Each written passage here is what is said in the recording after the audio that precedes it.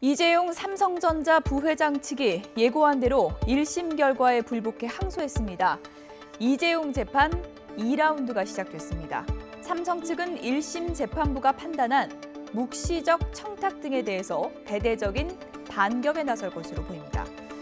권오현 부회장은 사내 임직원들에게 보낸 메시를 통해서 참담한 심정이라며 흔들리지 말고 진실이 밝혀지기를 기다리자 이렇게 밝혔습니다. 이재용 부회장은 지난 결심 공판에서 이렇게 호소를 했죠. 오해와 불신이 안 풀린다면 삼성의 대표 경영인이 될 수 없다면서 억울하다 이렇게 주장을 했었는데요.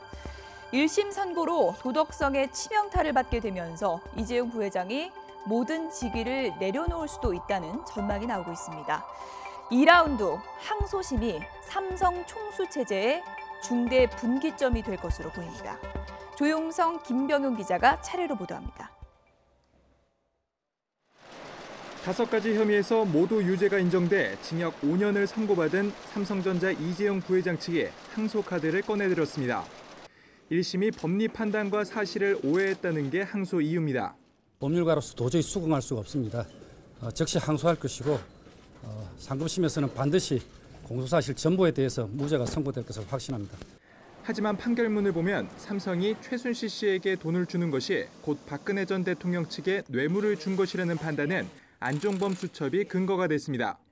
지난 2015년 7월 25일 2차 독대 때 안종범 수첩에 기재된 내용에 승마협회 이영국 부회장, 권오택 총무이사가 지원하지 않는 문제를 김재열 직계 전무로 교체하라는 내용과 지난해 1월 12일 3차 독대 때 승마협회와 마사회, 이재용 부회장 인사, 삼성계획 전부 지원 등을 순차적으로 적은 내용 등이 적시돼 있기 때문입니다.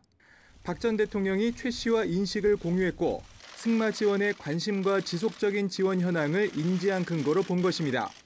재판부는 또 삼성의 경영권 승계라는 현안이 있었고 삼성이 아무 연관 없는 최 씨의 딸 정유라 씨의 지원에 나선 만큼 묵시적 청탁이 있었다고 판단했습니다.